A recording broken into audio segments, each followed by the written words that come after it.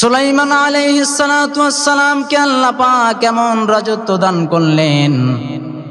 আসমান জমিন সৃষ্টি থেকে শুরু করে ধ্বংস হওয়া পর্যন্ত এমন রাজত্ব আল্লাহ পাক আর কাউকে দান করবেন না। পড়ি সুবহানাল্লাহ। তিনি আল্লাহর কাছে দোয়া করলেন, আল্লাহ আমাকে এমন রাজত্ব দেন, এমন ক্ষমতা দেন, দুনিয়াতে এই ক্ষমতা আপনি আর কাউকে দিয়েন না, এমন ক্ষমতা আমাকে দেন। আল্লাহ পাক সুলাইমান আলাইহিস সালাতু ওয়াস সালামকে এমন ক্ষমতা দিয়ে দিলেন, তিনি গাছের কথা, মাছের কথা, পশু পাখির কথা সহ্য পর্যন্ত শুনতে পারতেন। একদিন একটা পাখি সুলাইমান আলাইহিস সালাতু ওয়াস সালামের কাছে এসে বিচারে দিল, বলল, হে বাদশাহ, হে আল্লাহর নবী, আমি আমার যেই বাসাটা আছে এই বাসাটা, আমার ঘরটা একজন ব্যক্তির বাড়ির দরজায়। ওই ব্যক্তিটা যখনই আমি ডিম পাড়ি, ওই ব্যক্তিটা আমার ডিমগুলো নিয়ে খেয়ে ফেলে। এই ব্যক্তি আমাকে ডিম বসাইতে দেয় না, বাচ্চা ফুটাইতে দেয় না। যখনই আমি ডিম পাড়ি, ব্যক্তিটা ডিমটা নিয়ে খেয়ে ফেলে। সুলাইমান আলাইহিস সালাতু ওয়াস সালাম ওই ব্যক্তিকে ডাকলেন, ডেকে বললেন, তুমি নাকি তোমার বাড়ির দরজায় যেই পাখি আছে ওই পাখি ডিম পাড়লে ডিমগুলো খেয়ে পেল, সত্য নাকি? সে বলল, হ্যাঁ। সুলাইমান আলাইহিস সালাতু ওয়াস সালাম বললেন, তুমি আর এই ডিমগুলা খাইও না। কিন্তু দেখা গেল লোকটা সুলাইমান আলাইহিস সালাতু ওয়াস সালামের কথা শুনে নাই। দ্বিতীয়বার যখন পাখিটা ডিম পেড়েছে, ওই ব্যক্তি আবার ডিমগুলা নিয়ে ভাজি করে খেয়ে ফেলছে। ওই পাখি সুলাইমান আলাইহিস সালাতু ওয়াস সালামের কাছে গিয়ে বলল, ও আল্লাহর নবী, ওই লোকটা তো আমার ডিম আবারও খেয়ে ফেলেছে, আপনি এর বিচার করেন। সুলাইমান আলাইহিস সালাতু ওয়াস সালাম তখন একটা জিনকে বলল, হে জিন, এই পাখির যেই ডিমগুলো, এই ডিমগুলো যেই ব্যক্তি খেয়ে ফেলে, পুনরায় এই পাখির ডিম পারলে যদি ওই ব্যক্তিটা ডিমটাও নেওয়ার জন্য গাছের মধ্যে উঠে, তুমি তারে এমন ভাবে নিচে পালাই দিবা যাতে দ্বিতীয়বার সে গাছে ওঠার সাহস না করে। তুমি তারে নিচে পালাই দিও। যদি সে আবার ডিমের জন্য গাছে উঠে, তাহলে তুমি তাকে কি করিও? নিচে পালাই দিও। জিনকে বলা হলো। জিন লক্ষ্য রাখলেন যে পাখি কখন ডিম পাড়ে, কখন ব্যক্তি আবার উঠে তাকে নিচে ফেলে দেবে। পুনরায় পাখিটা যখন ডিম পাড়ল, ওই ব্যক্তি লক্ষ্য করলো পাখি ডিম পেড়েছে, ডিম নেওয়ার জন্য গাছে সে উঠবে। এমন সময় একজন ভিক্ষুক এসে বলল, আমাকে কিছু দান করো। ওই ব্যক্তির দয়া হয়ে গেল। ওই ব্যক্তি নিজ থেকে ওই ভিক্ষুকটি কিছু খাদ্য দান করে দিলেন। দান করার পরে ওই ব্যক্তি গাছে উঠে গেলেন। গাছে উঠে ডিমগুলা নিয়ে আবার খেয়ে ফেললেন। পাখি গিয়ে বলল, হে আল্লাহর হাবিব, হে আল্লাহর নবী, আজকে আবারও আমার ডিমগুলা এই ব্যক্তিটা খেয়ে ফেলেছে। সুলাইমান আলাইহিস সালাতু ওয়াস সালাম তখন জিনকে ডেকে পাঠালেন, বললেন, কি হয়েছে? তোমাকে বলেছিলাম যখন এই গাছের মধ্যে ব্যক্তিটা উঠবে তুমি তাকে নিচে ফেলে দিতে, তুমি কি করেছ? তিনি বললেন, আমি আপনার নির্দেশের মতো ওই যে ব্যক্তিটাকে ফালানোর জন্য যখন গিয়েছি, আমি দেখেছি পূর্ব এবং পশ্চিম দিক থেকে কোন দুইজন ব্যক্তি এসে আমাকে এমন জোরে ছুঁড়ে ফেলেছে, আমি ওই ব্যক্তিকে ধরতে পারি নাই। তখন জিজ্ঞেস করা হলো, কি হয়েছে? কোন ঘটনার কারণে তুমি তাকে ধরতে পারো নাই? কোন ঘটনার কারণে তোমাকে ছুঁড়ে ফেলা দেয়া হয়েছে? জিন তখন বলল, আল্লাহর নবী, আমি দেখেছি যখন সে গাছের গোড়াতে ছিল, সে একটা ব্যক্তিকে দান করেছে, খয়রাত দিয়েছে। আমার মনে হয় ওই দানের বরকতে আল্লাহ পাক তাকে এই ক্ষতি থেকে বাঁচিয়েছেন।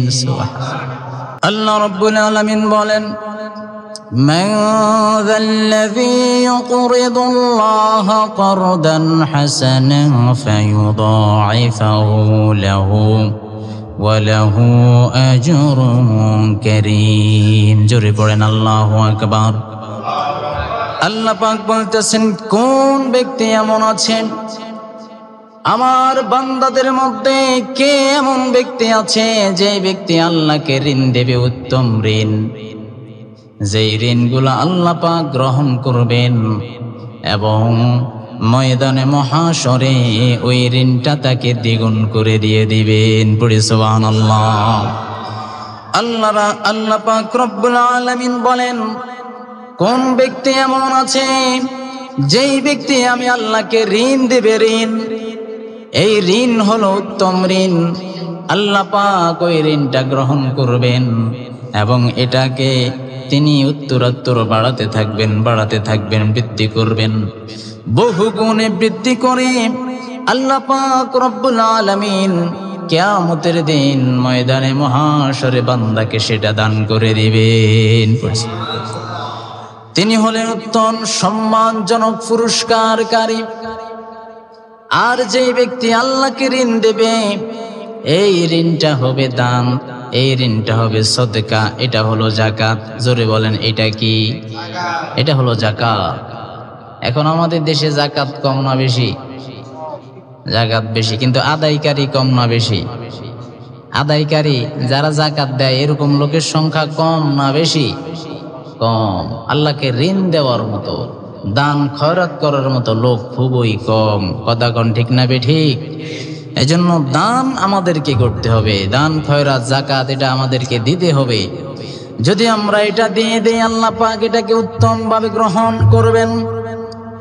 আল্লাহ রাসূল সাল্লাল্লাহু আলাইহি ওয়াসাল্লাম বলেন, কোন ব্যক্তি তার হালাল ইনকাম থেকে যদি একটা খেজুর পরিমাণ সম্পদ আল্লাহর রাস্তায় দান করে, আল্লাহ পাক বান্দার ওই ছোট্ট তৎসামান্য ওই দানটাকে আল্লাহ নিজ ডান হাতে গ্রহণ করেন।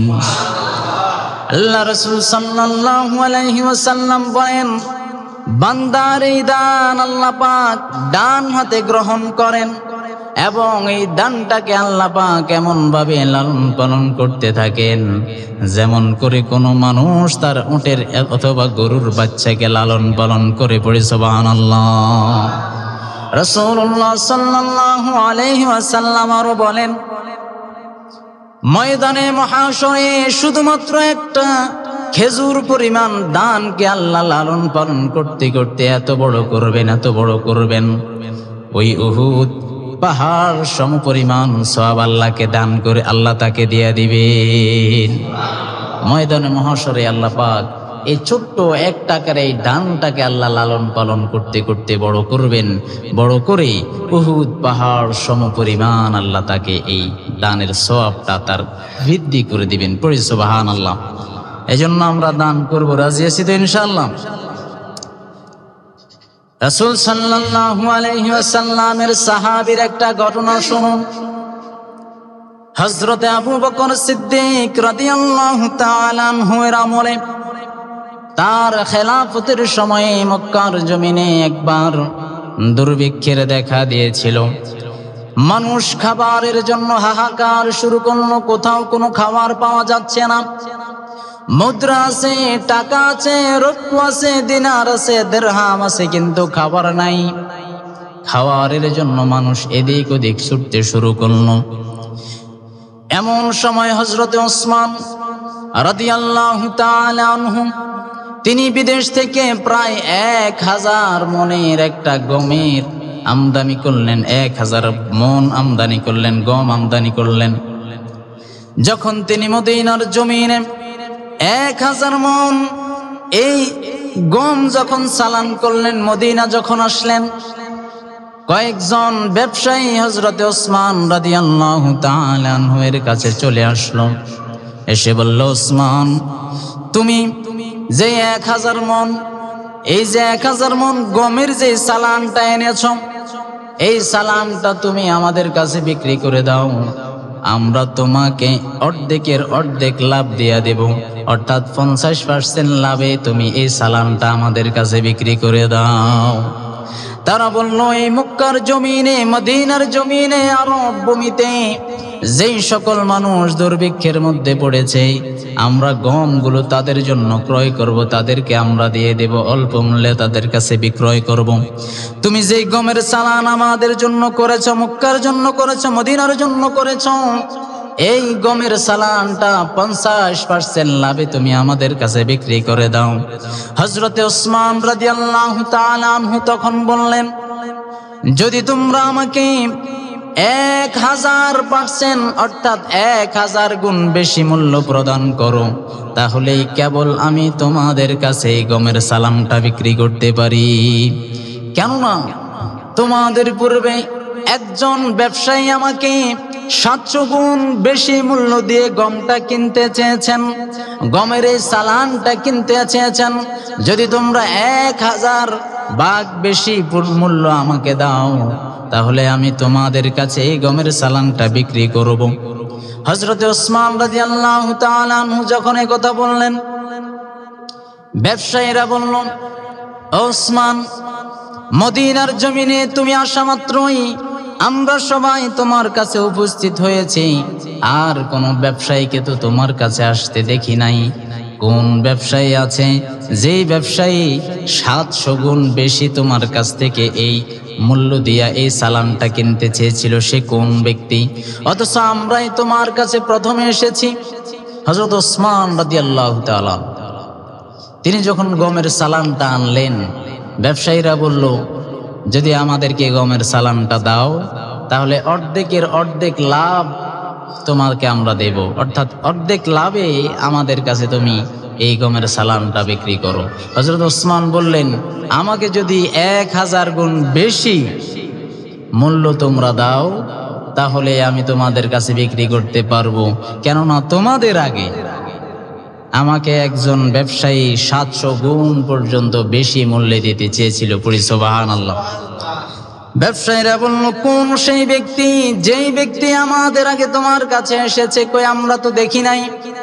হযরতে ওসমান রাদিয়াল্লাহু তাআলা আনহু বললেন, সেই ব্যক্তি কোনো মানুষ নয়, সেই ব্যক্তি হলো আমার আল্লাহ। আমার আল্লাহ আমার কাছে 700 গুণ দামে এই গমগুলা কিনতে চেয়েছেন। আমার আল্লাহ আমার কাছ থেকে 700 গুণ বেশি দামে, অর্থাৎ 1 টাকা 1 কেজি গম তোমরা দিবা মনে করো 100 টাকা, আর আমার আল্লাহ আমাকে দিবেন 700 টাকা। পড়ি সুবহানাল্লাহ। এই 700 গুণ বেশি দামে আমার আল্লাহ আমার কাছ থেকে কিনতে চেয়েছেন। যদি তোমরা 1000 টাকা দিতে পারো, তাহলেই কেবল তোমাদের কাছে আমার এই গমটা আমি বিক্রি করব। তারা কি কোনোদিন কিনতে পারবে? কিনতে পারবে না। হযরতে ওসমান রাদিয়াল্লাহু তাআলা আনহু বলেন, মক্কার এই জমিনে, মদিনার এই জমিনে, আরব ভূখণ্ডে দুর্ভিক্ষ চলছে। এই 1000 মণ গম আমি আল্লাহর রাস্তায় গরিবদেরকে দিয়ে দেব। তিনি তেলাওয়াত করলেন, আল্লাহ পাক রব্বুল আলামিন যেই আয়াতটা নাজিল করেছেন, ওই আয়াতটা তিনি তেলাওয়াত করে শোনালেন। আল্লাহ পাক রব্বুল আলামিন বলেন, মাসালুল লাযীনা ইউনফিকুনা আমওয়ালাহুম ফি সাবিলিল্লাহ কামাসালি হাববাতিন আমবাতাত সাবআ সানাবিলা ফি কুল্লি সুম্বুলাতিন মিআতা হাব্বা ওয়াল্লাহু ইউদাঈফু লিমান ইয়াশা ওয়াল্লাহু ওয়াসিউন আলীম। আল্লাহ পাক রব্বুল আলামিন বলেন, যেই ব্যক্তি আল্লাহর রাস্তায় দান করে, তার উদাহরণ হইল ওই শস্য কণার মতো, শস্য বীজের মতো। যে শস্য বীজ, একটা বীজ যখন মাটিতে রোপণ করে, মাটিতে বপন করে, একটা বীজ থেকে 7টা শীষ বের হয়, আর আল্লাহ রব্বুল আলামিন একটা শীষে 100টা পর্যন্ত গমের বিচি দিয়া দেন। সুবহানাল্লাহ। তাহলে একটা মাত্র ধান আপনি রোপণ করলেন, এই একটা ধান থেকে 7টা শীষ বের হলো। এই 7টা শীষে একটা শীষে 100টা করে ধান, তাহলে 7টা শীষে মোট 700টা ধান আল্লাহ পাক কি করলেন? দিয়ে দিলেন। আল্লাহ পাক তৈরি করে দিলেন। এই গমের বীজগুলা উদাহরণ আল্লাহ তাআলা দিলেন যে দানকারীর মর্যাদা ওই ব্যক্তির মতো, যেই ব্যক্তি 1 টাকা দান করলো, আল্লাহ পাক এটাকে 700 টাকায় রূপান্তর করে দিলেন। পড়ি সুবহানাল্লাহ। এজন্য আমরা দান করতে রাজি আছি তো? আমরা দান করতে রাজি আছি তো? রাসূলুল্লাহ সাল্লাল্লাহু আলাইহি ওয়াসাল্লাম বলেন, 3টা জিনিস যেই ব্যক্তি নিয়মিত করবে, 3টা জিনিস করলে আল্লাহ পাক দুনিয়া এবং আখিরাতে ওই বান্দার মর্যাদা বৃদ্ধি করে দিবেন। সুবহানাল্লাহ। তিনটা জিনিস যেই ব্যক্তি নিয়মিত করবে, তিনটা জিনিস যদি নিয়মিত করা হয়, তিনটা আমল যদি নিয়মিত করে, আল্লাহ পাক রব্বুল আলামিন দুনিয়াতেও বান্দার মর্যাদা বাড়ায়া দিবেন, আখিরাতে ওই বান্দার মর্যাদা বাড়ায়া দিবেন। রাসূলুল্লাহ সাল্লাল্লাহু আলাইহি সাল্লাম বলেন, যেই ব্যক্তি প্রতিদিন কোরআন তেলাওয়াত করবে আল্লাহ পাক তার মর্যাদা বাড়ায়া দিবেন। 2 নম্বরে যেই ব্যক্তি 5 ওয়াক্ত নামাজ ঠিকঠাক মতো আদায় করবে আল্লাহ পাক তার মর্যাদা বাড়ায়া দিবেন। 3 নম্বরে যেই ব্যক্তি তার সাধ্যে যতটুকু আসে সাধ্য অনুযায়ী যতটুকু সে দান করতে পারে প্রতিদিন প্রতি সময় যদি সে এইভাবে সাধ্য অনুযায়ী দান করে থাকে, দুনিয়া এবং আখিরাতে আল্লাহ পাক তার মর্যাদা বাড়ায়া দিবেন। সুবহানাল্লাহ। এই তিনটা জিনিস করলে দুনিয়াতেও আপনার মর্যাদা বেড়ে যাবে, আখিরাতেও আপনার মর্যাদা বেড়ে যাবে। 1 নাম্বার হইল যদি আপনি প্রতিদিন কোরআন তেলাওয়াত করেন আল্লাহ আপনার মর্যাদা বাড়ায় দিবে। 2 নম্বরে 5 ওয়াক্ত নামাজ ঠিকঠাক মতো আদায় করলে আল্লাহ মর্যাদা বাড়ায় দিবে। 3 নম্বরে আপনার যতটুকু আপনার ক্যাপাসিটির মধ্যে আছে আপনার সাধ্য অনুযায়ী কিছু না কিছু দান করতে থাকলে আল্লাহ পাক মর্যাদা বাড়ায় দিবে। পড়ি সুবহানাল্লাহ। আল্লাহ রাব্বুল আলামিনের হাবিব বিশ্বনবী মুহাম্মদুর রাসূলুল্লাহ সাল্লাল্লাহু আলাইহি ওয়াসাল্লাম বলেন, দান করলে আল্লাহ পাক বালা মুসিবত দূর করে দেয়। পড়ি সুবহানাল্লাহ। আপনার উপরে বালা মুসিবত আসতে থাকলে আপনি যদি দান করেন, এই দানের উসিলা করে আল্লাহ পাক বালা মুসিবত গুলা দূর করে দিবে। পড়ি সুবহানাল্লাহ। হযরত সুলাইমান আলাইহিস সালাতু ওয়াস সালামের আমলের একটা ঘটনা। সুলাইমান আলাইহিস সালাতু ওয়াস সালামকে আল্লাহ পাক কেমন রাজত্ব দান করলেন, আসমান জমিন সৃষ্টি থেকে শুরু করে ধ্বংস হওয়া পর্যন্ত এমন রাজত্ব আল্লাহ পাক আর কাউকে দান করবেন না। পড়ি সুবহানাল্লাহ। তিনি আল্লাহর কাছে দোয়া করলেন, আল্লাহ আমাকে এমন রাজত্ব দেন, এমন ক্ষমতা দেন, দুনিয়াতে এই ক্ষমতা আপনি আর কাউকে দিয়েন না, এমন ক্ষমতা আমাকে দেন। আল্লাহ পাক সুলাইমান আলাইহিস সালাতু ওয়াস সালামকে এমন ক্ষমতা দিয়ে দিলেন, তিনি গাছের কথা, মাছের কথা, পশু পাখির কথা সহ্য পর্যন্ত শুনতে পারতেন। একদিন একটা পাখি সুলাইমান আলাইহিস সালাতু ওয়াস সালামের কাছে এসে বিচারে দিল, বলল, হে বাদশাহ, হে আল্লাহর নবী, আমি আমার যেই বাসাটা আছে এই বাসাটা আমার ঘরটা একজন ব্যক্তির বাড়ির দরজায়। ওই ব্যক্তিটা যখনই আমি ডিম পাড়ি ওই ব্যক্তিটা আমার ডিমগুলো নিয়ে খেয়ে ফেলে। এই ব্যক্তি আমাকে ডিম বসাইতে দেয় না, বাচ্চা ফুটাইতে দেয় না, যখনই আমি ডিম পাড়ি ব্যক্তিটা ডিমটা নিয়ে খেয়ে ফেলে। সুলাইমান আলাইহিস সালাতু ওয়াস সালাম ওই ব্যক্তিকে ডাকলেন, ডেকে বললেন, তুমি নাকি তোমার বাড়ির দরজায় যেই পাখি আছে ওই পাখি ডিম পাড়লে ডিমগুলো খেয়ে ফেলো, সত্য নাকি? সে বলল, হ্যাঁ। সুলাইমান আলাইহিস সালাতু ওয়াস সালাম বললেন, তুমি আর এই ডিমগুলা খাইও না। কিন্তু দেখা গেল লোকটা সুলাইমান আলাইহিস সালাতু ওয়াস সালামের কথা শুনে নাই। দ্বিতীয়বার যখন পাখিটা ডিম পেড়েছে ওই ব্যক্তি আবার ডিমগুলা নিয়ে ভাজি করে খেয়ে ফেলছে। ওই পাখি সুলাইমান আলাইহিস সালাতু ওয়াস সালামের কাছে গিয়ে বলল, ও আল্লাহর নবী, ওই লোকটা তো আমার ডিম আবারও খেয়ে ফেলেছে, আপনি এর বিচার করেন।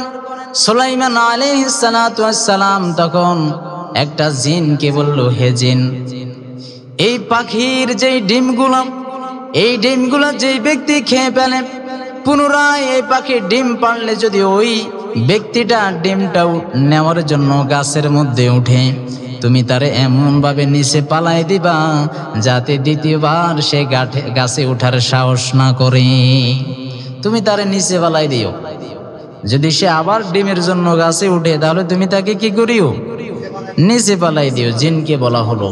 জিন লক্ষ্য রাখলেন যে পাখি কখন ডিম পাড়ে, কখন ব্যক্তি আবার উঠে তাকে নিচে ফেলে দেবে। পুনরায় পাখিটা যখন ডিম পাড়ল, ওই ব্যক্তি লক্ষ্য করল পাখি ডিম পেড়েছে, ডিম নেওয়ার জন্য গাছে সে উঠবে। এমন সময় একজন ভিক্ষুক এসে বলল, আমাকে কিছু দান করো। ওই ব্যক্তির দয়া হয়ে গেল। ওই ব্যক্তি নিজ থেকে ওই ভিক্ষুকটি কিছু খাদ্য দান করে দিলেন। দান করার পরে ওই ব্যক্তি গাছে উঠে গেলেন। গাছে উঠে ডিমগুলা নিয়ে আবার খেয়ে ফেললেন। পাখি গিয়ে বলল, হে আল্লাহর হাবিব, হে আল্লাহর নবী, আজকে আবারও আমার ডিমগুলা এই ব্যক্তিটা খেয়ে ফেলেছে। সুলাইমান আলাইহিস সালাতু ওয়াস সালাম তখন জিনকে ডেকে পাঠালেন, বললেন, কি হয়েছে? তোমাকে বলেছিলাম যখন এই গাছের মধ্যে ব্যক্তিটা উঠবে তুমি তাকে নিচে ফেলে দিতে, তুমি কি করেছো? তিনি বললেন, আমি আপনার নির্দেশের মতো ওই যে ব্যক্তিটাকে ফালানোর জন্য যখন গিয়েছি, আমি দেখেছি পূর্বে এবং পশ্চিম দিক থেকে কোন দুইজন ব্যক্তি এসে আমাকে এমন জোরে ছুঁড়ে ফেলেছে, আমি ওই ব্যক্তিকে ধরতে পারি নাই। তখন জিজ্ঞেস করা হলো, কি হয়েছে? কোন ঘটনার কারণে তুমি তাকে ধরতে পারো নাই? কোন ঘটনার কারণে তোমাকে ছুঁড়ে ফেলা দেয়া হয়েছে? জিন তখন বলল, আল্লাহর নবী, আমি দেখেছি যখন সে গাছের গোড়াতে ছিল সে একটা ব্যক্তিকে দান করেছে, খয়রাত দিয়েছে। আমার মনে হয় ওই দানের বরকতে আল্লাহ পাক তাকে এই ক্ষতি থেকে বাঁচিয়েছেন। এখন আল্লাহ পাক জানায় দিলেন, হ্যাঁ, এই ব্যক্তি এই সামান্য তৎসামান্য দানের বরকতে আমি তাকে এত বিশাল একটা মুসিবত থেকে তাকে আমি রক্ষা করেছি। পড়ি সুবহানাল্লাহ। এজন্য যখন দান করা হবে, এই দানের উসিলায় আল্লাহ পাক অনেক বড় বড় মুসিবত থেকে আমাকে আপনাকে রক্ষা করবেন। আমরা দান করতে রাজি আছি তো ইনশাআল্লাহ? আল্লাহ রাসূল সাল্লাল্লাহু আলাইহি ওয়াসাল্লাম বলেন, যেই ব্যক্তি দান করে দানের হাতটা উপরে থাকে, আর যেই ব্যক্তি দান গ্রহণ করে তার হাতটা নিচে থাকে। রাসূলুল্লাহ সাল্লাল্লাহু আলাইহি ওয়াসাল্লাম বলেন, যেই ব্যক্তি দান করে অর্থাৎ উপরের হাত আল্লাহর কাছে সবচাইতে বেশি পছন্দনীয়। সুবহানাল্লাহ। এই জন্য আপনি সকল অবস্থায় সচ্ছল অসচ্ছল উভয় অবস্থায় আল্লাহর রাস্তায় দান করতে হবে। রাজি আছি তো ইনশাআল্লাহ? আল্লাহ পাক রব্বুল আলামিন বলেন, الذين ينفقون في السراء والضراء والكاظمين الغيظ والعافين عن الناس والله يحب المحسنين। আল্লাহ পাক রব্বুল আলামিন বলেন, যারা সচ্ছল এবং অসচ্ছল অবস্থায় আল্লাহর রাস্তায় দান করে, ফিস-সাররাই ওয়াদ-দাররাই, সচ্ছল অবস্থায় যারা আল্লাহর রাস্তায় দান করবে, ওয়াদ-দাররাই, অসচ্ছল অবস্থায় যারা আল্লাহর রাস্তায় দান করবে, ওয়াল কাযিমিনাল গায়জ, যারা নিজেদের রাগকে নিয়ন্ত্রণ করবে, ওয়াল আফিনা আনিন নাস, এবং মানুষের দোষ ত্রুটি যারা ক্ষমা করে দিবে, তারা হলো আল্লাহর মুহসিন, আল্লাহর ভালোবাসার প্রিয় বান্দা। আল্লাহ পাক রব্বুল আলামিন বলেন, আল্লাহু ইউহিব্বুল মুহসিনিন, আমি আল্লাহ এই ব্যক্তিদেরকে ভালোবাসি। সুবহানাল্লাহ। যারা সচ্ছল অসচ্ছল উভয় অবস্থায় আল্লাহর রাস্তায় দান করে। আপনার কাছে টাকা নাই তো কি হয়েছে? যতটুকু আছে ততটুকু থেকে আপনি দান করেন, আপনি আল্লাহর প্রিয় পাত্র হতে পারবেন। পড়ি সুবহানাল্লাহ। আফ্রিকার ইথিওপিয়া থেকে হযরতে বেলাল রাদিয়াল্লাহু তাআলা আনহু মাত্র একটা কাপড় নিয়ে রাসূলের দরবারে চলে গেলেন। গায়ের মধ্যে কোনো জামা নাই, একটা কাপড় সে পরিধান করেছে, যে কাপড়টা কোনো মতে তার লজ্জাস্থান ঢেকেছিল, সতর ঢেকেছিল, কোনো মতে হাঁটু পর্যন্ত গিয়েছে, গায়ের মধ্যে কোনো কাপড় নাই। এত গরীব হযরতে বেলাল রাদিয়াল্লাহু তাআলা আনহু, এত কুৎসিত এত কালো একজন মানুষ ছিলেন, অথচ তার দিলটা ছিল একেবারে সাদা। রাসূলুল্লাহ সাল্লাল্লাহু আলাইহি সাল্লামের কাছে এক কাপড়ে হযরত বেলাল যখন উপস্থিত হয়ে গেলেন, আল্লাহ রাসূল সাল্লাল্লাহু আলাইহি ওয়াসাল্লাম বেলাল রাদিয়াল্লাহু তাআলা আনহুকে বললেন, হে বেলাল, তোমার কোনো সম্পদ নাই তো কি হয়েছে? আমি তোমাকে বললাম তুমি আল্লাহর রাস্তায় দান করিও। সুবহানাল্লাহ। হযরত বেলালের মাত্র একটা কাপড়। কয়টা কাপড়? এখন আমাদের এখানে কোন ব্যক্তি আছেন যার মাত্র একটা লুঙ্গি আছে আর কোনো কাপড় চোপড় নাই? এরকম কোন ব্যক্তি আছে? এরকম ব্যক্তি নাই। ইথিওপিয়া থেকে, আফ্রিকার থেকে হযরত বেলাল গেলেন মাত্র একটা কাপড় নিয়ে। রাসূল সাল্লাল্লাহু আলাইহি সাল্লাম হযরত বেলাল রাদিয়াল্লাহু তাআলা আনহুকে বললেন, বেলাল তুমি দান করো, আল্লাহ তোমাকে বাড়াইয়া দিবে। পড়ি সুবহানাল্লাহ। তুমি দান করিও। এখন আমাদেরকে এই অবস্থায়, করুণ অবস্থা আছে না? আমাদের এই করুণ অবস্থা নাই। সুতরাং আমরা দান করতে পারবো তো ইনশাআল্লাহ।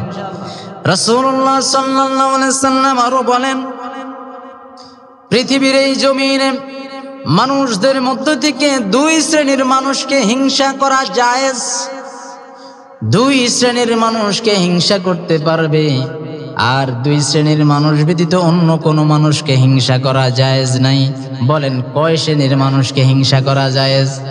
দুই শ্রেণীর মানুষকে।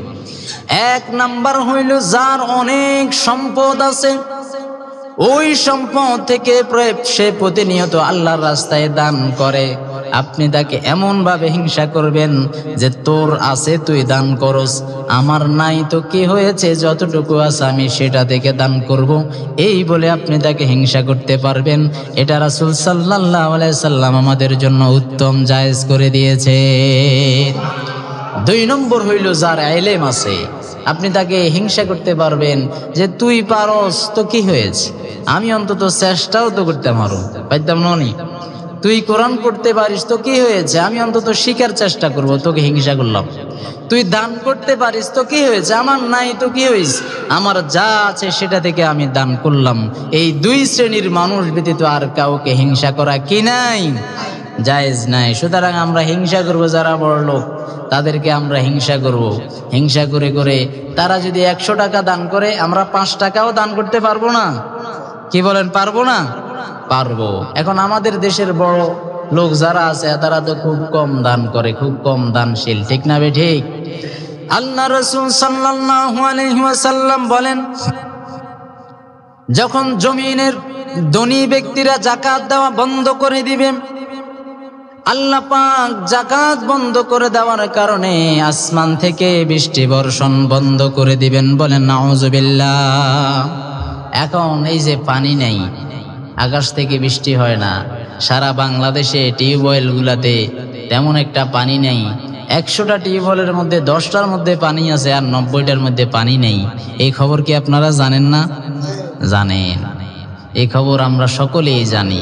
এই যে পানি নাই, বৃষ্টিও বর্ষণ বন্ধ, এই দেশের এই জমিনের যারা বড় লোক আছে তারা যাকাত দেয় না। তারা কি দেয় না? যাকাত দেয় না।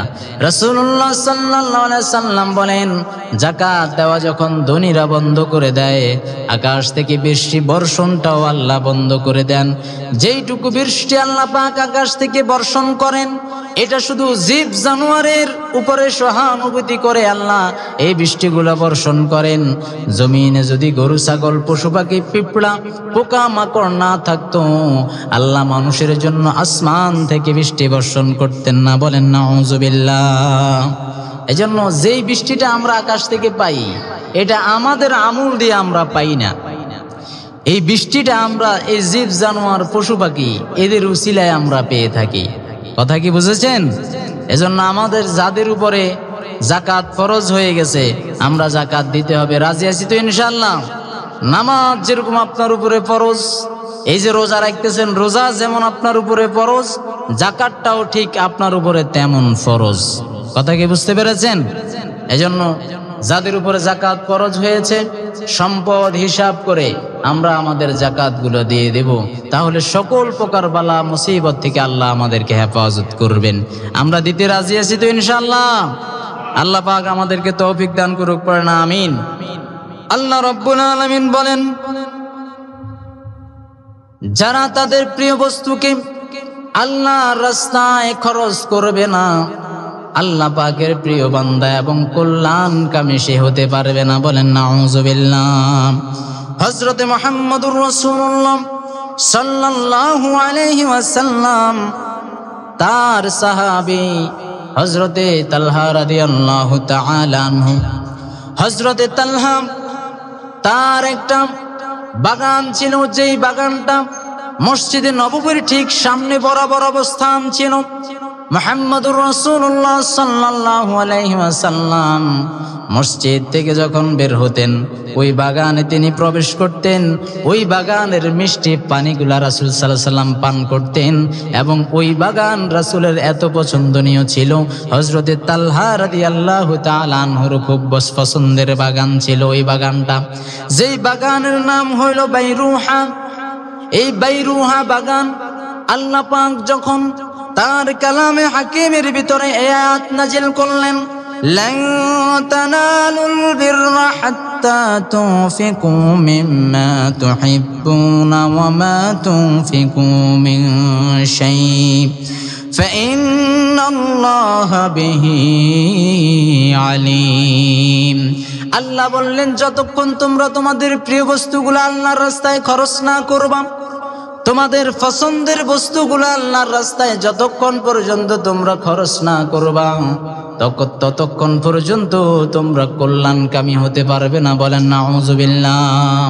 যখন এই আয়াতটা নাজিল হলো, হযরত তালহা বললেন, ইয়া রাসূলুল্লাহ, আমার জীবনের সব চাইতে পছন্দনীয়, আমার জীবনের ভালোবাসার পছন্দনীয় হইল আমার এই বাইরুহা বাগানটা। এই বাগানটাকে আমি অনেক ভালোবাসি।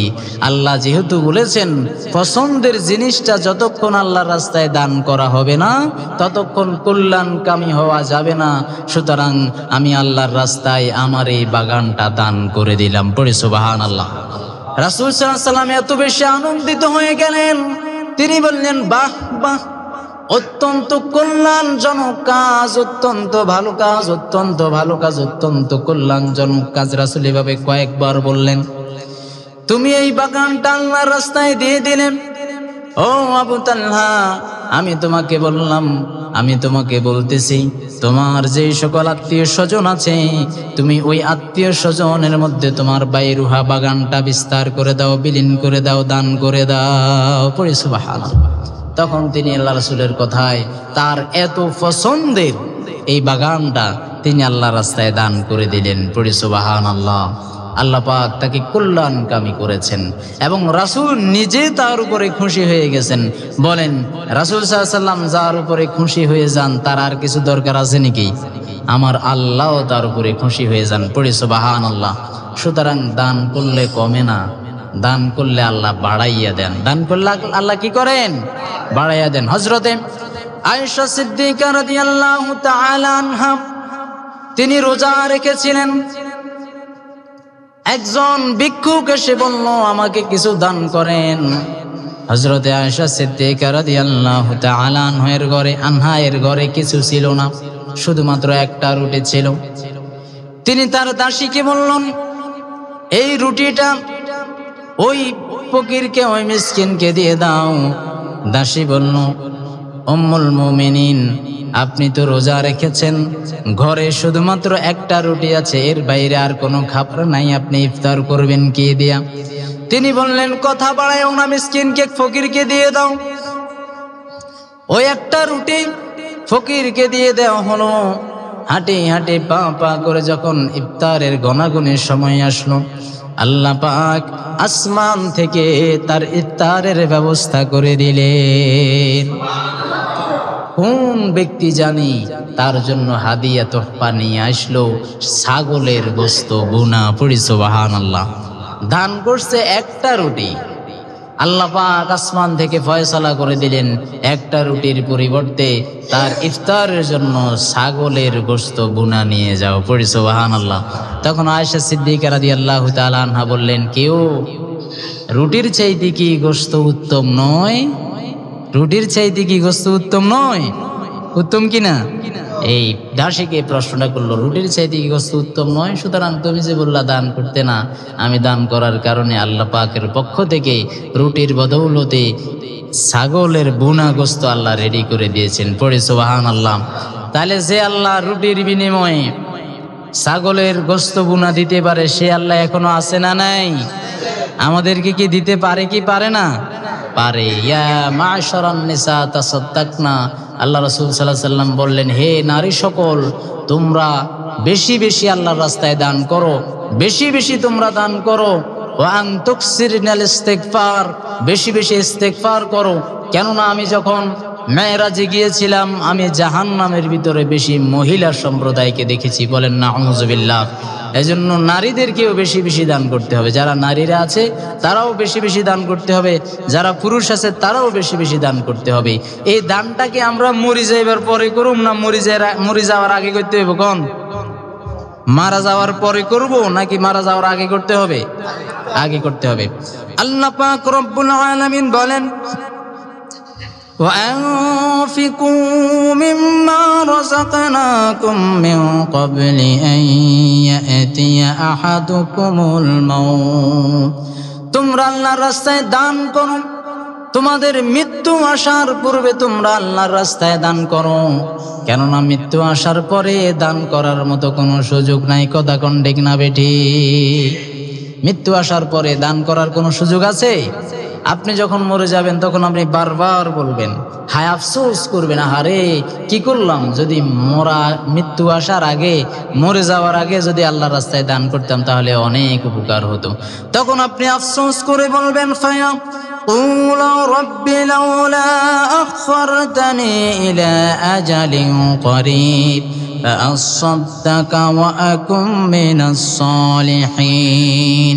সে সময় মানুষ আফসোস করে বলবে, আহারে যদি আমি মৃত্যু আসার পূর্বে আমি দান করতাম, যদি আমার রব আবার একবার আমাকে অবকাশ দিতেন, আবার যদি আমি দুনিয়াতে যেতে পারতাম, তাহলে আমি আমার সকল সম্পত্তি আল্লাহর রাস্তায় দান করে দিতাম। বলেন আর কোনো সুযোগ আছে?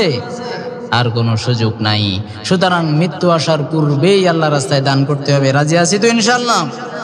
আর যারা নিজেদের সম্পদগুলো আল্লাহর রাস্তায় দান না করে বিভিন্ন ব্যাংক বিমা বিভিন্ন অর্থ সম্পদ জমা করে রেখেছেন, এই সম্পদগুলা আল্লাহ পাক আপনার জন্য এক আযাবে পরিণত করবেন। বলেন নাউযুবিল্লাহ। এই সম্পদগুলা কিয়ামতের দিন একটা বিষধর টাক সাপে পরিণত হবে। যে সাপটার চুল উঠেছিল, বয়সের কারণে চুল খসে পড়ে গেছে, এইরকম টাক বিশিষ্ট আল্লাহ এই সম্পদগুলাকে সাপে পরিণত করে দিবেন। বলেন নাউযুবিল্লাহ। রাসূলুল্লাহ সাল্লাল্লাহু আলাইহি সাল্লাম বলেন, ওই সাপটা তার গলার মধ্যে পেঁচিয়ে দেওয়া হবে, ওই সাপটা তার চেহারার মধ্যে আঘাত করতে থাকবেন এবং বলতে থাকবে, আনা মালুক আনা কানজুক, আমি তোমার ধনভাণ্ডার, যেই সম্পদ তুমি ব্যাংক ব্যালেন্স করে রেখেছো আল্লাহর রাস্তায় দান করনি, যেই সম্পদ তুমি বিভিন্নভাবে গুচ্ছ করে রেখেছো, মিসকিনকে দাও নাই, গরিবকে দাও নাই, পাড়া প্রতিবেশীকে দাও নাই, আনা মালুক আনা কানজুক, আমি তোমার সম্পদ, আমি তোমার সম্পদ, আজকে তুমি আমার এই বিষটা তুমি গ্রহণ করো। এইভাবে বলতে বলতে তার চেহারার মধ্যে এইভাবে ঠোকরাতে থাকবে। বলেন নাউযুবিল্লাহ। সুতরাং আপনি সম্পদ রেখে গেলে ওই সম্পদটা সাপে পরিণত হবে। শুধু তাই নয়, আল্লাহ পাক রব্বুল আলামিন বলেন, এই সম্পদটাকে আল্লাহ পাক পেঁচিয়ে টোপলা বানিয়ে তার এই গলার মধ্যে ঝুলিয়ে দিবেন। বলেন নাউযুবিল্লাহ। এবং এই সম্পদটাকে লোহাতে পরিণত করে আগুনের জাহান্নামের আগুনের মধ্যে দিয়া তার গানের মধ্যে দাগ দেওয়া হবে, পিঠের মধ্যে দাগ দেওয়া হবে, চেহারার মধ্যে দাগ দেওয়া হবে, তার সারা শরীরে দাগ দেওয়া হবে, আর বলা হবে এটা তোমার সম্পদ, যেই সম্পদটা তুমি রেখেছিলে। এখন বলেন এই সম্পদ কি রাখি যাইবে নাকি সাধ্য অনুযায়ী দান খয়রাত করতে হবে?